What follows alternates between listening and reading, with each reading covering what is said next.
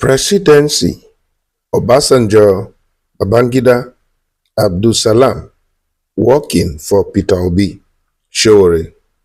Welcome, country people, to Synod Media. Abeg, if you never subscribe to our channel, make you do so now. Make you put on your notification bell. It go give you alert once we drop updates. The presidential candidate of the African Action Party, AAC, Obi Sowore, he don claim say former heads of state Olusegun Obasanjo, Ibrahim Babangida and Abdusalam Abubakar dem dey work for the Labour Party presidential candidate Peter Obi.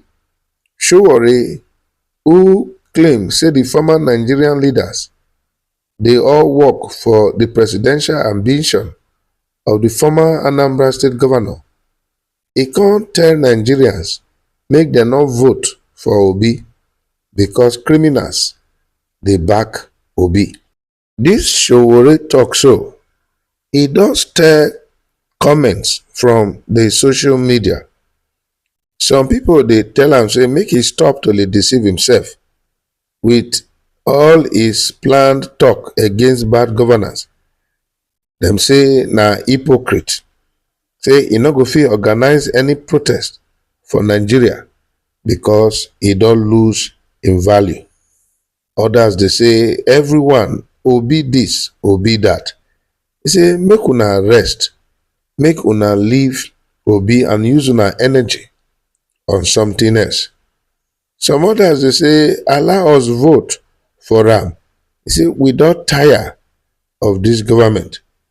Some others dey say we go support who we wan support, make you stop to dey make noise. Some others too dey believe say dem employ Sowore to demarket Obi. E say otherwise, why Sowore go dey talk dis ones?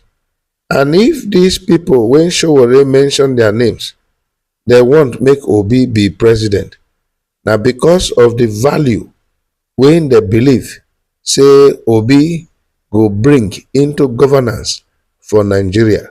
And Sowore, when e dey talk on how to end bad governance, suppose to join these people to support Peter Obi.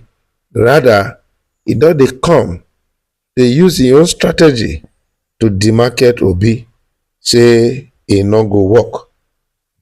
Una see am.